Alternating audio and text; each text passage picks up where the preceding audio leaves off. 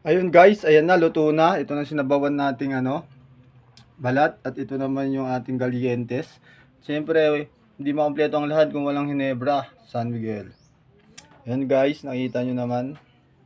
Pasarap yun ngayon sa linggong ito. Balat ng baka. Ayan na siya.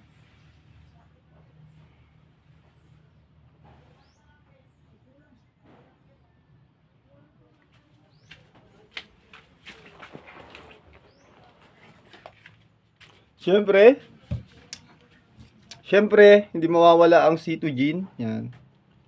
C2Gin.